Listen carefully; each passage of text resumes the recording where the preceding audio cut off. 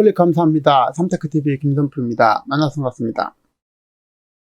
이번 시간은 한국과 나의 10년 후 모습은 어떻게 될까? 땅을 치고 후회하지 않으려면 지금 내가 해야 될 일에 대해서 알아보도록 하겠습니다. 자, 신문 헤드라인 몇 개 보고 말씀드릴 텐데요.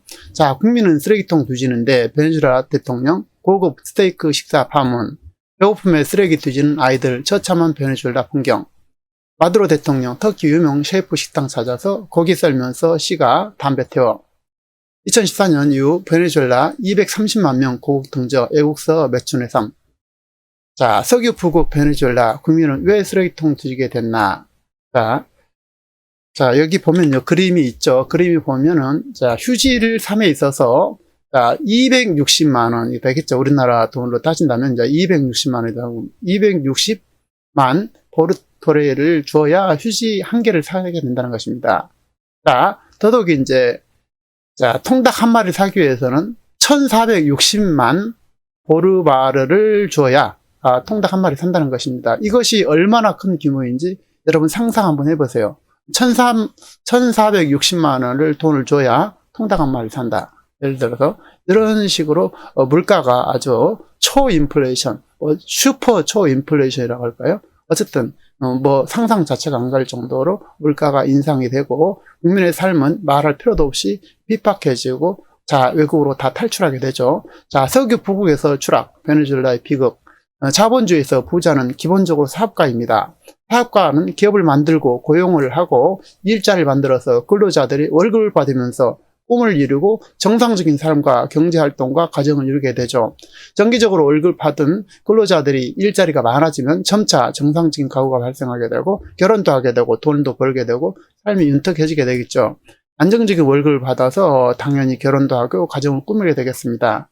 또 자식을 낳아서 기르게 되고 돈이 전부는 아니지만 돈이 없으면 그야말로 불행해지고 비위기에 빠지게 됩니다. 인생의 97%는 돈이라고 할 수가 있겠죠. 북한이 왜 불행할까요? 여러 가지 이유가 있겠지만 돈 때문에 결국은 그렇습니다. 뿔뿔이 흩어지고 가정이 파괴되고 엄마 아빠는 중국으로 외국으로 떠나고, 자, 아이들은 꽃제비가 되어서 쓰레기통을 뒤지면서 살아가거나 죽게 되게 됩니다. 세상의 대부분은 그야말로 돈이 없어서 시작된 비극인데요.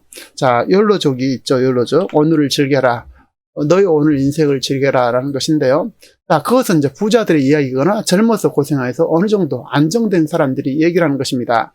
돈이 인생의 전부는 아니라고 할 것입니다. 하지만 오늘 즐겨야 해.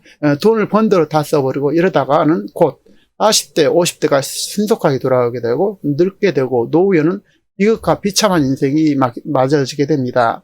대한민국 부자와 기업과 가게가 폭정으로 만약에 못 살게 된다면 부자와 기업가는 미련 없이 한국을 떠나게 됩니다. 자, 자본주의란 돈이 되는 곳으로 찾았다는 것이 핵심 원리가 되겠죠. 자본주의의 원리가 뭡니까? 돈 되는 곳을 찾아서 돈 되는 일을 하는 것이 자본주의의 핵심 아니겠습니까? 그렇기 때문에 돈이 안 되는 나라에서는 당연히 떠나게 되는 것은 자본주의의 철칙입니다.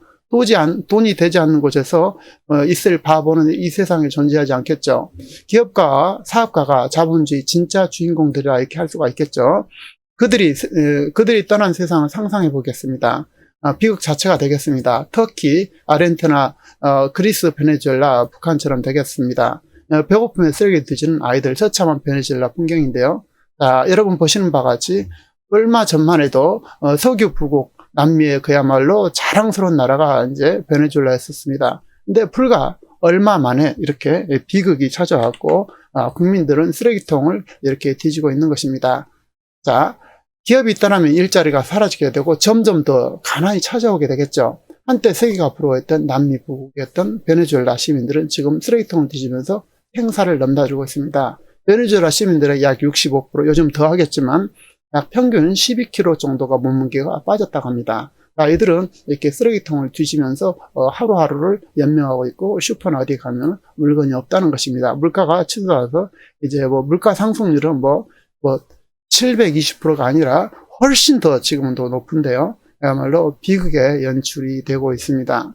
자, 한국도 한때 세계가 부러워했던 제10대 경제대국 한강 기적이 나라였지만 여러분들이 각성하지 못하게 된다면, 제가 각성하지 못한다면 여러분이 목격하고 있는 아르헨티나, 그리스, 베네수엘라처럼 쓰레기를 통을 뒤지는 비극 나라의 주인이 될 수 있다는 사실입니다. 자, 아르헨티나, 그리스, 베네수엘라도 그들도 한때는 대단히 부자의 나라였죠. 그렇지만 지금은 완전히 거들나서 그야말로 그 비극의 삶을 살아가거나 외국으로 다 탈출했죠. 그런데도 그들은 열광적으로 좌파 집권 대통령을 지지하게 됩니다. 왜냐하면 당장 얻어먹을 수밖에 없고 거지처럼 당장 오늘 먹어야만 생존하기 때문에 그렇죠. 부자 기업가들이야말로 나라를 살리고 우리에게 일자리와 먹을 것을 갖다 주는 진짜 애국자들입니다. 이들이 우리의 삶과 가정과 삶을 이루게 하는 가장 큰 기여자들이고 우리는 이들이 귀한 손님처럼 모셔야 되고 이들을 잘 모셔야만 우리가 잘 살 수 있게 됩니다. 일자리를 만들어주는 사람이 진정한 영웅이다. 저는 그렇게 생각합니다. 지금처럼 노사분규를 일으키고 노동자 위주로 정책을 펼 때 기업들이 떠나고 글로벌 기업들이 떠나게 되고 그러면 일자리는 점점 사라지게 되고 돈 벌 것이 없는 일자리가 사라진 곳은 그야말로 일자리를 찾아 떠나는 그래서 결국은 그 지역이 황폐화되고 예를 든다면 군산의 사례를 들어보면 되겠는데요. 군산을 특정 지역을 거론해서 그렇습니다만 어쨌든 자 일자리가 떠나든 어떤 지역도 마찬가지입니다. 일자리가 떠나든 기업이 떠나든 이런 자리는 그야말로 황폐화되게 됩니다. 사업가가 부자가 떠나고 기업체가 사라지게 되면 대한민국 미래는 그를 불을 보듯이 뻔하다라고 말씀드릴 수가 있겠습니다. 국가 산업 자체가 사라지고 그리스, 아르헨티나, 베네수엘라판 한국이 되는 것은 시간 문제가 되겠죠.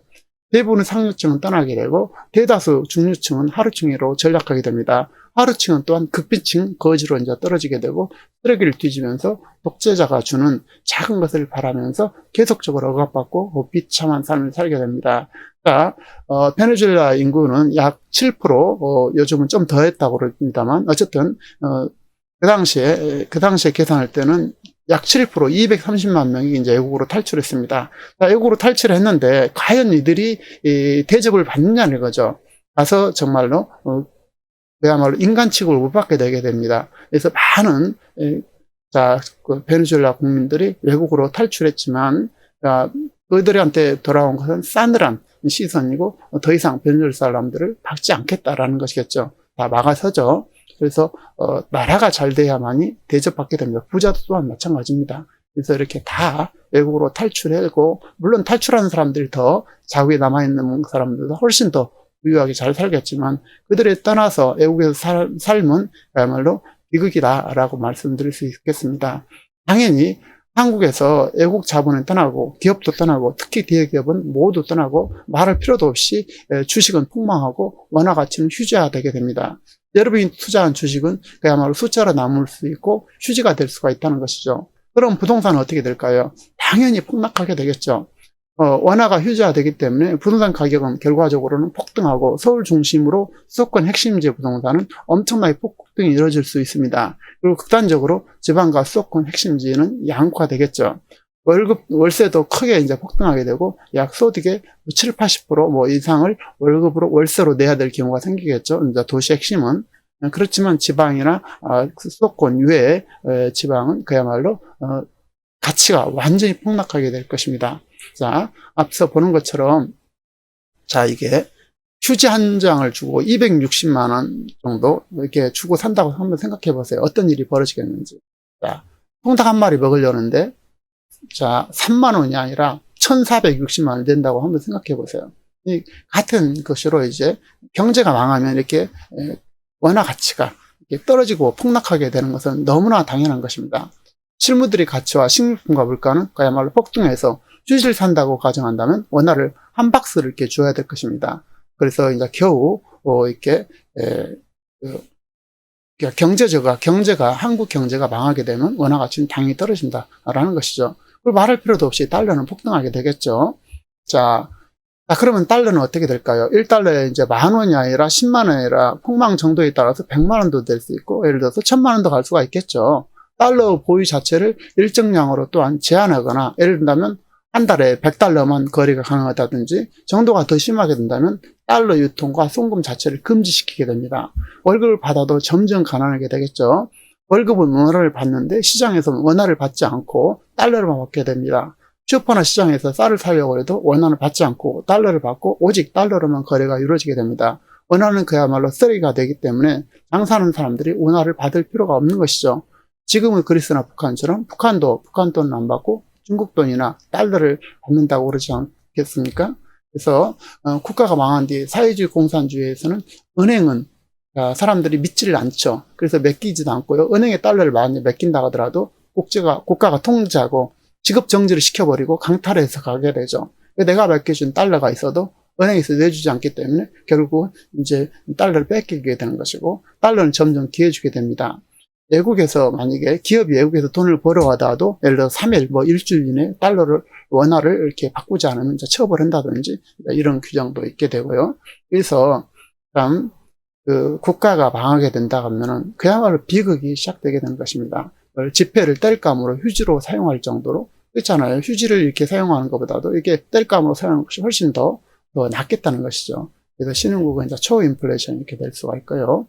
자, 나라가 망한 나라는 그런 반미를 하면서도 달러를 모든 것을 거래할 수밖에 없습니다. 달러는 점점 가치를 더해주게 되고 진정으로 국민이 깨어 있어서 터키, 아르헨티나, 그리스, 베네수엘라가 되지 않기를 간절히 바라보는데요.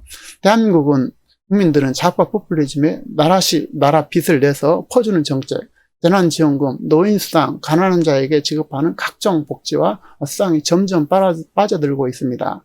그들은 좌우로 갈라쳐서 내 편을 늘 가려내서 늘려가면서 이렇게 집권을 연장하고 독재 유지 수단으로 활용하게 되죠. 가난하고 거지 80대 노인이나 대기업 회장이나 각각 한 표인 것입니다. 그들은 부자에게서 빼앗아서 나눠주겠다는 것에 점점 빠져들게 되죠. 기업이 그리고 대한민국의 경제다. 기업이 잘 돼야만이 대한민국이 잘 되고, 대한민국이 잘 되고 이제 건전해야만이 우리가 대접받게 됩니다. 대한민국이 망하게 되면 자도 우도 할 필요 없이 모두가 다 거지가 되고 망하게 되기 때문에, 물론 부자들은 한국을 떠나면 그만이겠습니다. 부자 아닌 사람만 남아서 비참하게 되게 되겠죠. 앞서 말씀드린 것처럼 부자들도 해외에 나가서 잘 살게 되겠지만, 대한민국이 망하면 그들은 또한 그 사회에서 자랑스러운 대접은 받지 못하게 하는 것은 마찬가지입니다. 그래서 한때 전 세계인들이 한국의 발전, 한강의 기적을 그야말로 놀라하고 부러워하고, 외국 가면 자랑스럽던 나의 조국 대한민국이 어쩌다가 우리나라가 이렇게 염려를 하게 되었는지 참 한심스럽지만, 왜 이 지경이 됐는지 별로 통탄할 일이지만, 그렇지만 우리가 아직도 늦지 않았기 때문에 자유를 사랑하는 시민들이 이제 더 이상 설마가 그렇게 되겠는가라는, 여러분과 저희가 바라는 바대로 설마가 그렇게 되지 않기를 간절히 바라고 또 그렇게 해내야 되겠지만, 하지만 설마는 우리 각자의 역량과 또 태도와 그런 것에 따라서 현실이 얼마든지 될 수 있고 아닐 수 있다는 것입니다. 그것은 오로지 각자의 역할과 달려있고, 모든 것은 작은 것에 실전에 있고 그 출발은 나부터라는 것입니다. 어제 정성산 TV 정감독께서 읽어준 유튜브를 보니까요, 국민학교가 나오지 않았다는 83세 할머니가 계셨습니다. 그분은 트럼프 대통령께 전달해 주라고 보내는 편지를 정성산 대표 감독한테 보냈는데요. 자유 대한민국, 자유 소중함이라든지 종교 탄압의 진실을 간절히 호소한 것을 보내면서, 자기는 국민학교에 나오지 않았다는데 83세 할머니도 대한민국을 위해서 이렇게 간절한 마음으로 기도하고 헌신하는데, 저는 염려만 했을 뿐 아무것도 하지 않은 제 자신이 너무나 초라하고 좀 미안했었습니다. 댓글에 83세 할머니 절박하고 간절한 트럼프 대통령께 보내는 편지, 정수산 TV가 내보낸 할머니 편지 내용을 한번 올려드리도록 해보겠습니다. 그래서 뒷부분에 있더라고요. 그래서 그 뒷부분을 보시면 할머니가 어떻게 간절한 마음으로 이렇게 트럼프 대통령에게 편지를 보냈는지를 여러분 직접 느낄 수 있을 것입니다. 자, 우리 각자가 각성하고 깨어나지 않는다면 지금은 좌파 폭주는 멈추지 않을 것입니다. 깨어난 힘이 작을수록 한국은 터키, 아르헨티나, 그리스, 베네수엘라 지나서 북한으로 빠른 속도로 질주하게 될 것입니다. 각자 여러분과 저의 역할에 모든 것은 달려있다, 저는 이렇게 생각합니다. 여러분, 대한민국의 무궁한 발전을 위해서 함께 멋진 일을 함께 이루어서 대한민국이 자랑스럽고 멋진 나라가 되시기를 진심으로 바라고 원하고 기도합니다.